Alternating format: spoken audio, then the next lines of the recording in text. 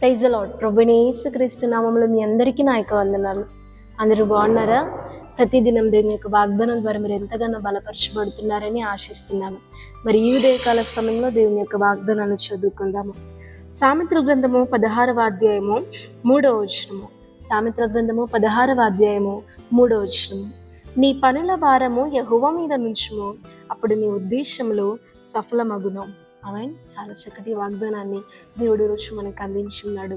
దేవుని యొక్క వాగ్దానం మనకు సెలవిస్తుంది ఏంటంటే, నీకున్న భారం ఏదైతే ఉంటుందో ఆ భారము దేవునికి అప్పగించు అని దేవుని యొక్క వాక్యం మనకు సెలవిస్తుంది.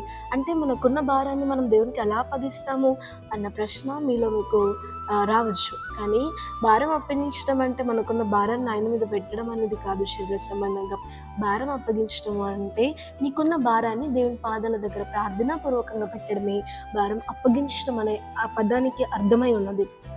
అవును, ఎన్నోసార్లు నీ భారాన్ని నువ్వు మోసి అలసిపోయావేమో, ఇంకా నా వల్ల కాదు అనేసి నీలో కృంగుబాటు, అంటే చెయ్యాలి ఖచ్చితంగా, చేయకపోతేనేమో మనకున్న సమస్యలు అలాగే ఉండిపోతాయి, చేస్తేనేమో ఆ భారం మన మీద అధికంగా ఉంటుంది.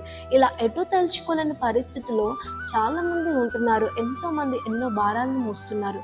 కొంతమంది అనారోగ్య భారాన్ని మోస్తున్నారు, కొంతమంది అప్పుల భారాన్ని మోస్తున్నారు, కొంతమంది కుటుంబ భారాన్ని మోస్తున్నారు. వివిధ రకాలుగా ఎన్నో భారాలు అనేవి చాలా మంది మోస్తూ ఉన్నారు కదా. కానీ దేవుడి రోజు సులువైన ఆ భారము నుండి విడుదల పొందే సులువైన పద్ధతిని ఈరోజు మనకు తేటపరుస్తున్నాడు. దేవుని యొక్క వాక్యం మనకు సెలవిస్తుంది ఏంటంటే, నీ భారము నా మీద మోపము, అప్పుడు నువ్వు ఏదైతే ఉద్దేశించావు, నీకు ఆలోచనలు, నీకు కోరికలు ఉంటాయి కదా, ఆ కోరికలు ఏం చేస్తావు? ఆ కోరికలు తీర్చుకోవడానికే కదా నువ్వు భారాన్ని మోస్తున్నావు.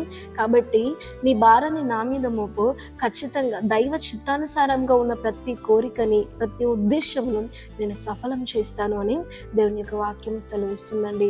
మోయలని నీ భారాన్ని మరి ఏ మనుషుల మీద నువ్వు పెట్టినప్పటికీ కూడా ఆ భారము తీర్చబడడానికి ఆ మనుషుని చుట్టూ తిరగాలి. ఆ మనుషుని నువ్వు రిక్వెస్ట్ చేయాలి, సార్ ప్లీజ్ సార్ నాకు ఇది కావాలి సార్ ఇది మీ వల్ల అవుతుంది సార్ అని రిక్వెస్ట్ చేయాలి. వాళ్ళకి నచ్చినట్టు నడుచుకోవాలి. కానీ నువ్వు దేవుణ్ణి రిక్వెస్ట్ చేసి బతిలాడాల్సిన అవసరం లేదు.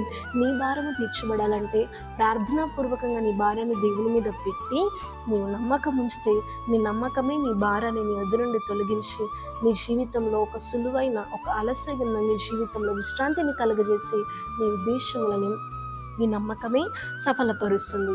అలాంటి గొప్ప అనుభవంలోనికి నువ్వు వెళ్తావు. కాబట్టి ఇన్ని రోజుల వరకు నీ భారం విషయమే అలసిపోయావేమో, ఇక ముందు నీ భారాన్ని దేవుని మీద పెట్టు. ఖచ్చితంగా ఊహించని యొక్క కార్యాలని దేవుడు నీ జీవితంలో జరిగిస్తాడు. ఆమేన్. ప్రార్థన చేసుకుందాం. పరలోకమందున్న మా తండ్రి, నీకు వందనాలు. చాలా చక్కటి వాగ్దానాన్ని ఈరోజు మాకు అందించినందుకు నీకు వందనాలు ప్రభువా. మా భారాన్ని నీ మీద పెట్టుటకు సహాయం వచ్చింది ప్రార్థనాపూర్వకంగా.